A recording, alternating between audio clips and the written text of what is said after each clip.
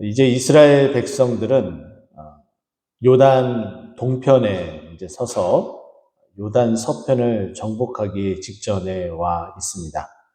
어제도 잠깐 언급드렸던 것처럼 요단 서편만 가나안 땅으로 하나님께서 여기시지 않고 요단 동편 땅도 하나님께서 가나안 땅으로 여기시며 그들 가운데에 도피성과 그들이 또 살 땅을 분배해 준 모습을 볼 수가 있었다라고 말씀을 드렸죠.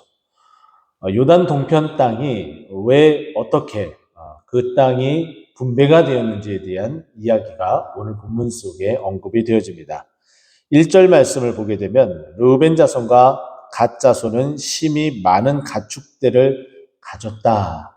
그런데 이 많은 가축대를 어떻게 키워야 될지, 어떻게 이 가축대를 길러야 될지에 대한 그런 고민들을 했을 때에 그 땅이 목축할 만한 장소였기 때문에 이곳에 머물기를 바랬습니다. 이것은 현재 이스라엘 백성들이 가나안 땅, 그 가나안 요단 서편 땅을 정복하기에 바로 직전 앞서서 대업을 앞두고 모든 것들을 절망 가운데 내버려 던져버릴 수 있는 그런 발언과 같은 거였습니다. 마치 이런 것과 같겠죠. 우리 교회가 큰 일을 이루기 위해서 우리 모두 다 마음을 같이 해서 어떠한 결정을 내렸습니다. 근데 어떠한 결정을 다 내린 후에 에이, 그게 과연 될까? 에이, 그거 안 하니만 못하는데 이런 이야기가 솔솔 풍겨나기 시작한다면은 그 대업을 이루기 위해서 결정한 그 모든 일들이 제대로 하나씩 착착 순리대로 이루어지는 것들이 참 버겁게 느껴질 것이고 또 결과도 원하는 대로 또 기대했던 대로 얻기가 힘든 상황으로 방향 전환이 될 가능성도 매우 높게 됩니다. 왜냐하면 힘을 합쳐도 될까 말까인데 그 힘이 분산되어지기 때문이죠. 바로 그와 같은 상황이 오늘 이스라엘 백성에게 맞닥뜨리게 되어진 것입니다. 그런데 이와 같은 상황이 과거에도 한번 있었다는 거예요. 하나님께서 이스라엘 백성들에게 각 지파마다 정탐꾼을 결성을 해서 가나안 땅을 정탐하러 다녀오자라고 말씀을 하셨죠. 그 정탐꾼들이 가서 정탐한 후에 보고를 할 때에 보게 되면 똑같은 상황을 보고서 두 사람은 그 땅을 친히 여호와께서 주신 땅이기에 우리가 취할 수 있다라고 고백을 하며 용기를 북돋우고 또 하나님의 그 계획과 섭리 가운데에 함께 힘을 합쳐서 나갈 것에 대해서 이야기를 했다면 나머지 10사람은 그 땅을 바라보고 또한 그 땅의 사람을 동일하게 바라봤지만 믿음의 눈으로 바라보지 못했기 때문에 그 땅 거민들을 우리가 나아가서 싸우고 또 그 땅을 우리가 취할 수 없는 상황이다라는 그런 보고를 하게 됩니다. 하나님께서 주시겠다라고 약속하셨고 또 취하겠다고 말씀하신 그 약속에 반한 보고였죠. 그 보고로 인해서 백성들이 낙담하게 되고 더 이상 하나님의 그 말씀에 순종하지 못하게끔 만드는 사건이 벌어지게 됩니다. 이 일로 인하여서 이스라엘 백성들은 모두 다 그 광야에서 그와 같은 고백을 했었던 믿지 못하는 그 세대는 광야 40년을 유리하면서 모두 그 가나안 땅을 밟지 못하게 되고 오직 두 사람 여호수아와 갈렙만이 이 가나안 땅을 밟고 그 축복 가운데에 들어가게 됨을 우리는 너무나 잘 알고 있습니다. 그 이야기를 모두 다 언급을 하고 간략하게 설명을 하면서 오늘 본문이 이어집니다.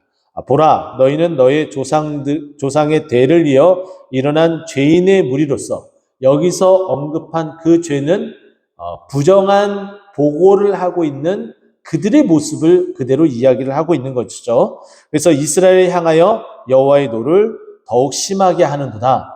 너희들이 이전에 그렇게 행했었던 그 부정적인 보고를 했었던 그들의 모습, 그 죄악된 모습, 그 불순종의 모습, 그 믿음 없는 그 모습이 그대로 너희들에게 재현되어지기 때문에 나는 너무나 답답하다.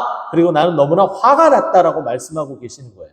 근데 그 화가 처음에 났던 것보다 더 많이 나셨어요.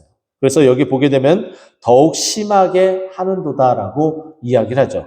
이미 샘플링을 이미 다 보여줬어. 그와 같은 일들이 이제 두 번 다시 발생하지 않도록 하기 위해서 40년을 그렇게 유리하였는데 이제 이 땅에 와서 다시금 그 땅을 가지 않고 그리고 이 땅에 머물러서 요단 동편에 머물러서 지내겠다라고 말하는 그 말이 여호와의 화를 돋구는 일이었다라고 말하고 있습니다. 자, 그랬더니 이 요단 동편을 달라고 고백한 이들의 고백의 모습이 그 여호와의 화를 일으키는 그 모든 것들을 잠재우기에 충분한 그 고백이었고 그리고 제안이었습니다.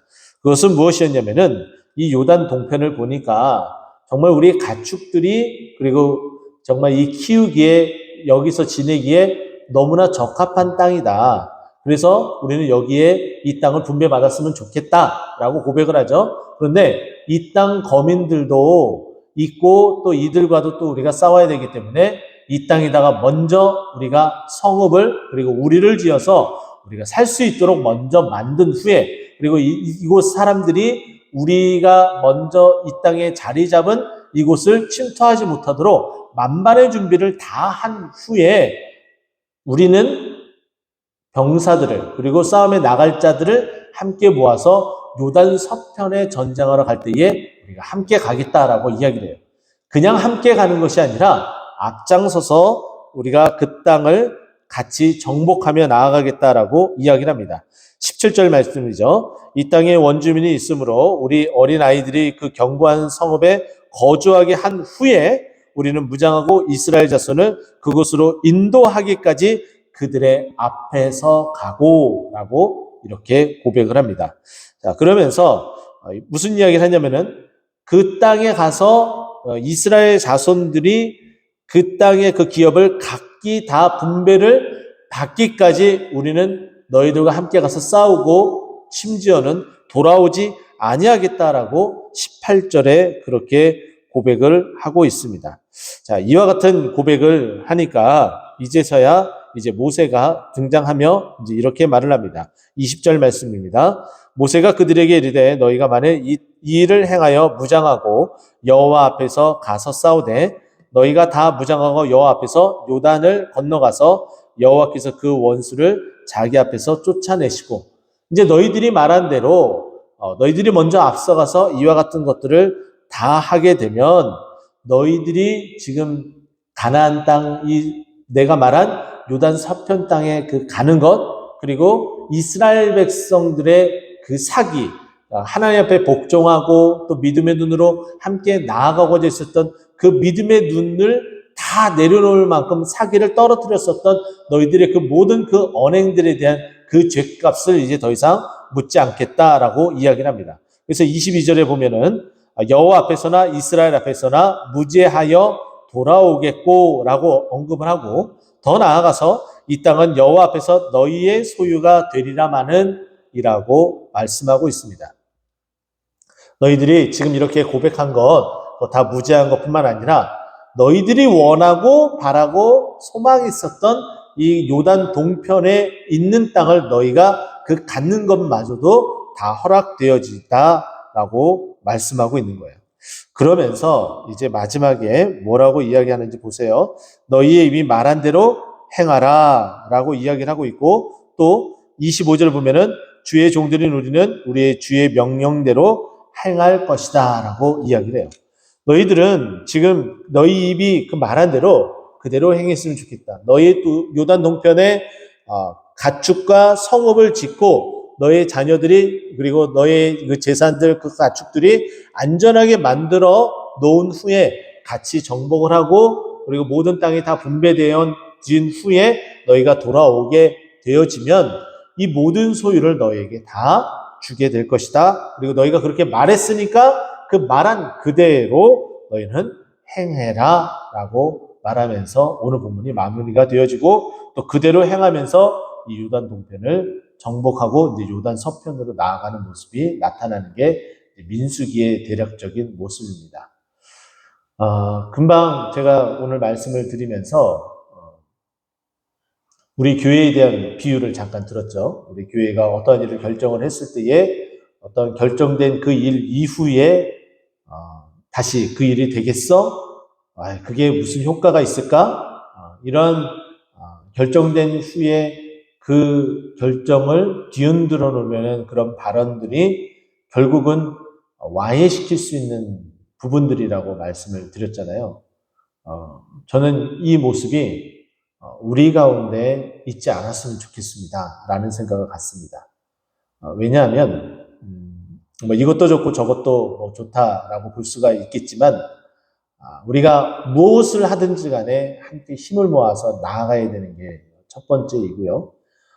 그거에 대한 결과가 혹은 좋지 못할지라도 우리가 함께 결정한 것이기 때문에 함께 결정한 것에 대해서 함께 힘을 보태서 그 찾아온 역경들을 이겨내야 되는 게 바른 모습이다라고 볼 수가 있죠.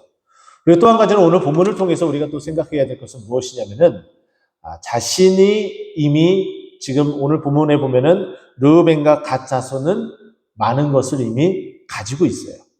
많은 것을 가지고 있다. 여러분 생각해 보세요. 애굽에서 나왔습니다. 그들이 그곳에서 나올 때 가축들을 가지고 나온 게 맞아요. 근데 광야 생활을 하면서 본인들도 먹을 것이 없어서 하나님께서 하늘에서 만나와 메추라기를 주실 정도라면 자신들이 가지고 있는 그 가축도 더 이상 늘어나지 않아야 되는 것이 일반적인 모습일지도 모르겠습니다.